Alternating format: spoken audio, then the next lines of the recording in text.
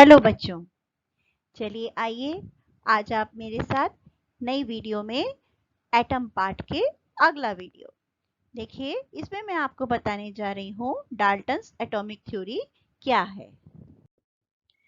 बच्चों, महर्षि कनाद के द्वारा दिए गए परमाणु सिद्धांत के बाद कई और दार्शनिक आए जिन्होंने परमाणु सिद्धांत के लिए अपने विचार प्रस्तुत किए। एक इंग्लिश वैज्ञानिक जॉन डाल्टन ने अपने प्रयोगों के आधार पर स्ट्रक्चर ऑफ एटम यानी द्रव्य की संरचना संबंधी अपनी परिकल्पनाओं को प्रयोगों द्वारा प्रमाणित किया और उनकी परिकल्पना एटॉमिक थ्योरी के नाम से जानी गई।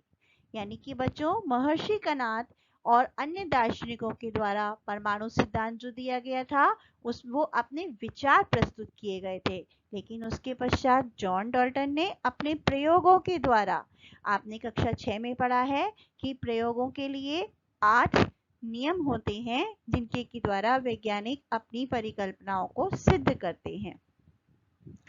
इसी प्रकार जॉन डाल्टन ने स्ट्रक्चर ऑफ एटम यानी द्रव की संरचना संबंधी अपनी परिकल्पनाओं को प्रयोगों के द्वारा प्रमाणित किया और उसको एटॉमिक थ्योरी यानी कि परमाणु की थ्योरी के नाम से उसको नाम दिया। यह थ्योरी के सिद्धांत निम्न है। सबसे पहला है matter is made up of extremely small individual particles called atoms, यानी कि पदार्थ बहुत छोटे कणों से मिलकर बना होता है जिनको परमाणु कहते हैं।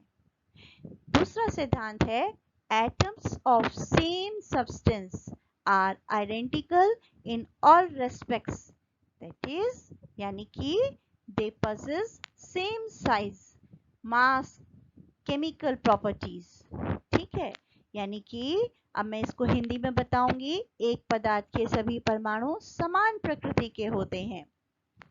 तीसरा सिद्धांत है atoms of different substances are different in all respect, यानी कि अलग अलग प्रकार के पदार्थ अलग अलग प्रकृति के होते हैं। अगला है atom is the smallest particle that can take part in a chemical reaction, यानी कि परमाणु वह छोटा कण है जो किसी भी अभिक्रिया में भाग लेता है। अगला पॉइंट है atoms of different elements may combine in a fixed ratio to form compound, यानी कि अलग अलग तत्वों के परमाणु एक निश्चित अनुपात में जुड़कर यौगिक बनाते हैं। Atom can neither be created nor destroyed, यानी कि परमाणु को न तो नष्ट किया जा सकता है ना ही बनाया जा सकता है। तो बच्चों, ये 6 सिद्धांत हैं structure of atom John Dalton के। तो बच्चों, अब मैं आपको बताने जा रही हूँ कि डाल्टन ने जो अपनी एटॉमिक थ्योरी दी थी उसमें कुछ कमियां रह गई थी। जैसे कि सबसे पहले उन्होंने ये बताया था कि atoms can not be further divided, लेकिन आगे चल के यह सिद्धांत गलत साबित हुआ, जो कि यह बताया गया कि atoms can be further divided into सब एटॉमिक पार्टिकल्स, यानी कि परमाणु को विभाजित किया जा सकता है। इसकी एक निश्चित संरचना होती है, इसमें कई प्रकार के मूल कण यानी फंडामेंटल पार्टिकल्स होते हैं।